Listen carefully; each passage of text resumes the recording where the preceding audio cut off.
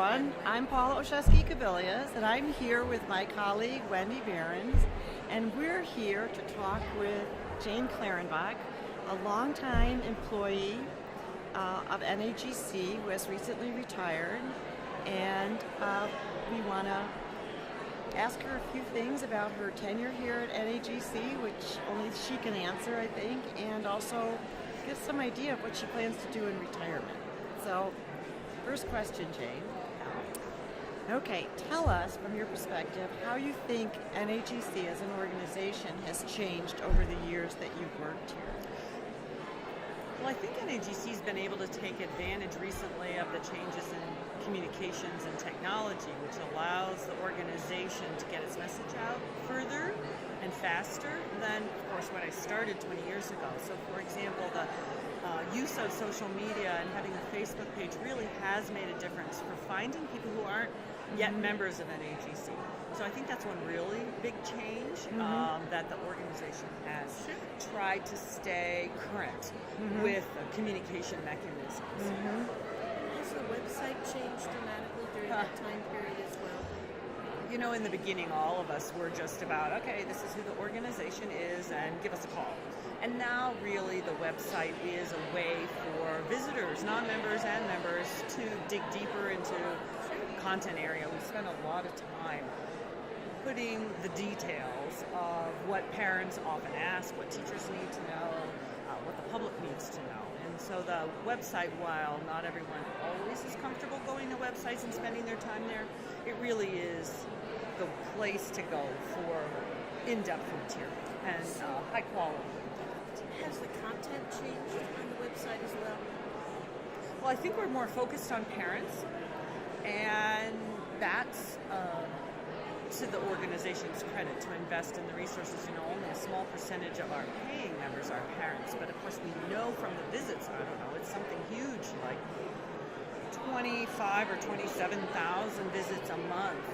Many of those are families looking for help on how to talk to schools about helping their children.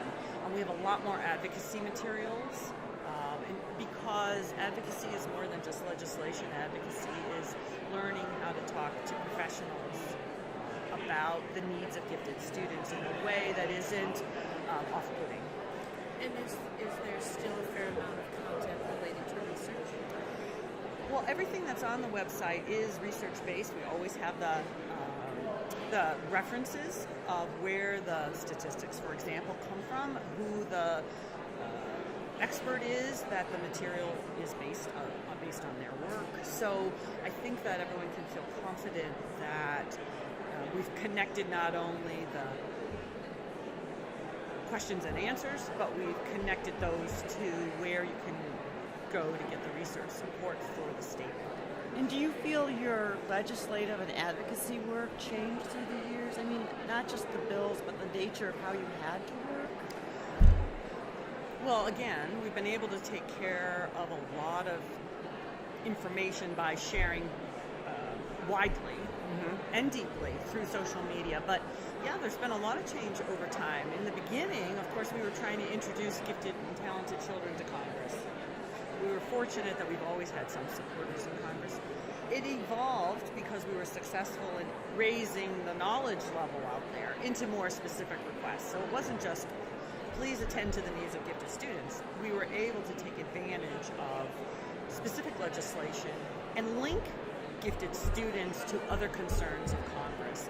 And that really is how we were able to make advances. And of course, yielding the results in 2015 in the Elementary and Secondary Education Act. So really proud of that work, but it's a combination of, it's a marathon to do legislative advocacy. So the combination of state leaders who got involved as constituents in Congress, the extensive social media and other electronic media to share information, educate people, and we had some new research that helped us speak to legislators, for example, on achievement gaps. We were able to connect gifted children performance to achievement gaps, and that provided a whole new way to talk about gifted kids rather than pitting the needs of gifted children against the needs of another group of children. This, instead of that, so for example, spend resources on gifted students. Well, the logical question is, well, who will we take them from? So instead of talking about that, we were able to say, well, while you're concerned about achievement gaps for children who are performing below grade level, let's talk about achievement gaps between the children who are at advanced levels. And that really opened a new avenue for the way to talk about the needs of gifted students. So Jane, what do you think are the opportunities and the challenges for NAGC in the next few years? It's funny, I think they're the flip side of the same coin. I really think that the pedagogy of gifted and talented education has been hijacked, or at least the conversation. So for example, differentiation. That term has been hijacked by general education. Yes. And it isn't implemented in a way that gifted and talented educators would talk about it. Right. So I think that when I say the flip side of the same coin, I think we're in a position where we can reach out to more regular education community, wider. So the middle school teachers, the elementary school principals, etc. But the practices that come from this field and would make a difference with more children, these general education groups think they're already doing. And so basically we have to back up, re-educate them about what the pedagogy of gifted ed. We can't let them believe they own the pedagogy. Gifted education and NAGC has to be sure that others understand that these strategies won't be implemented properly if there aren't gifted education trained professionals to guide and lead those initiatives. So we won't have acceleration if there isn't a gifted ed professional in the building or in the district who actually understands what's involved. You can say we do acceleration, but if you're not going to be doing it correctly. So we have to basically maintain an identity in the field, as a field, at the same time talking to general education. Right. So I think that's it's a double-edged sword in a way. Mm-hmm. It's not to let them think they're doing it properly just because they say they're doing it properly.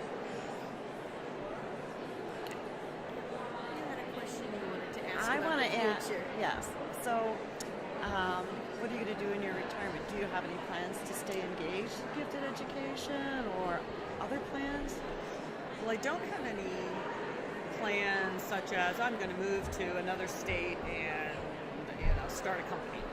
Not doing that. Staying in Washington, D.C., Which you love. which I love, and expect that I will continue to do traveling and so on from there. But as far as in gifted education, I haven't thought that far ahead, although I have had conversations with Renee about there may be some special projects that I might be able to support NAGC in the next couple of years. And I'd be delighted to consider those opportunities because, while I'm leaving the office, I'm not blocking gifted education from my mind. So right. of course, and we're glad to hear that. Of course, I'm going to be interested in how the field is progressing and how the organization is progressing and the implementation of ESSA.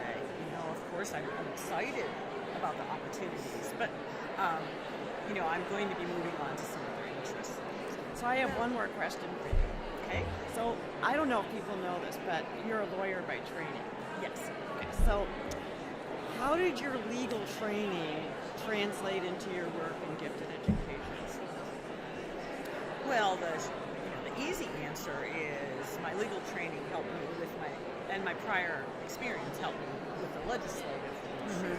But I think that legal training, of course, is a way of thinking, but how that helps is really lawyers tend to break things down into pieces. And I think that whether it was my work on standards or on books or on the advocacy, helped me think about a big picture by breaking it down into a small picture. I do think those are Generalizable skills. yes, Yeah. I think so. So Jane, Wendy, you have been in this field for a long period of time, and you have not as worked- long as you, I don't think. Well, I don't know about that. And you Well, have we worked- added up the years between us, so we won't talk about that. That's probably a century. Yeah, there's a century. I don't know about that. But what I will say is you've had the opportunity to work with many groups on many, many, many projects. And while I won't ask you who you love working with most, any of that kind of question, I will ask you to think about what, in the end of the day, when you look back on your career with NAGC, what do you feel the best about? What are you proud of that you were able to have handled and able to accomplish? What makes you feel satisfied? That's a good question. Okay, not trying to pander to anyone, but there are a number of projects I'm really proud to have participated in. But the biggest, just generalist, most general, I would say is the whole standards initiative. And standards are tedious, and not everyone loves standards. But I was persuaded years ago that you can't have a profession if you don't have standards for that profession. It's a plug if it doesn't have standards. And I have come to believe and see that when you have national standards, advocates use them, teacher preparation uses them, K-12 education uses them. The power of standards to create change in order to meet things. It requires planning, and it requires people to work together to achieve the goals of the standards. And so I think the standards projects overall are the things I'm proudest of. But of course, those standards, and we have a number of standards, took the efforts of an awful lot of people. This is not something that you go into lighthearted. It's serious work. I think the other thing that I'm most proud of, and it's an initiative that you picked up on, it's not that the organization hasn't been concerned about equity. In all these years they have. When to take opportunities and how to take opportunities to advance equity. The conference that your presidency did, which yielded a report, I think that is Unlocking Emergent Talent, which I was proud to help Paula write. I think that was a turning point for the organization to be able to have examples of what we're talking about, to support children who might not yet be high achievers, but who have high potential. And the distinction between those two things is a distinction that had not been made before. We talk about gifted kids. Well, how can you be, public thinks you have to be a high achiever to be gifted. And so how do you suss that out when you have high achievers? How do you not serve them so that you can be looking for those high potential? Paula put together a group of people who are doing the good work of sussing out high ability students who become high achievers with the support of educators and a lot more time on task and so on. And I think that report really has helped other people understand finally what we're talking about, the difference between a high potential student and a high achieving gifted student. And I think maybe also helped us with our public image that we're not just about kids who are high achievers. Who live in the suburbs. But we're really about talent development for kids who have fewer opportunities. We want to create those paths and avenues for them. So I think that's a recent example of something that really helped change the way we present information. And so I'm very proud of the opportunity to work with Paula. We were good. We were a good team. Absolutely. Absolutely. How about next steps? What would you like to share with us? Next steps for NAGC? Where should we go from here? Well, I think that's really exciting that a lot of younger professionals in the field are stepping forward and volunteering their time and energy. And that's really wonderful because it will remain a vibrant organization. I think there's some more research that NAGC is going to have to find a way to sponsor or at least get someone else to invest in. We can't wait for just Javits grants to be the only place that new information is developed. There's an awful lot more data that needs to be collected in order to get to the teacher training question, effective teacher training. And so I see that that's got to be on the agenda. There's a lot of social and emotional issues that we don't know enough about to support gifted students. We can do better there. And assessments are a continuing saga, whether that's about identification or how do we assess performance in the classroom, that I think really only this field cares enough about, that NAGC is going to have to take the lead in finding funders for research. So I see that's, but the young people, the teachers and the young researchers, it's very exciting to see them coming forward and having a leadership role in the organization. So, obviously we want to keep that up. And our journal remains the beacon in the field. And that's not for the faint of heart to read those things, but it is, and all credit to the current editors, Betsy McCoach and Del Siegley, for looking, for example, their special issue on twice exceptional children allowed the journal to be read by non-gifted ed professionals to expand the reach. And the number of downloads that articles from that journal far exceed probably years worth of GCQ articles. So more of that kind of cross-pollination with other professionals. And I know that those are goals of many of the leaders as well. We can't do this on our own. We have to collaborate with other education researchers and counselors and psychologists. So I know that's all on the agenda for the future. It's been growing, and we just need to keep that going. And I have every confidence that good results will be coming from all of those efforts. But it takes a lot of leaders. This is volunteer time, and it's impressive how many people commit themselves to it. I would agree with you. Lots of good folks. Yes. So we just want to thank you, Jane, on behalf of the field, on behalf of NAGC. Absolutely. We want to thank you for As all a your council contributions. director, Yes. Thanks for the gift. All your work with publications and legislation and Absolutely. advocacy. Well, It's just been a joy to work with you. So. Thank you. And we wish you the best. I appreciate that very much. And though you're leaving NAGC, you're not leaving us. No, I'm not. And we hope you'll come back often. And I appreciate NAGC bringing me along to the convention this year. It's been a pleasure to spend time with the people I've worked with for so many years, and to actually sit down and chat with folks over the past few days. So it's been wonderful and missed tremendously. We know where you live. I know. It's a different email address. That's and okay. a different telephone number. But I am so supportive of what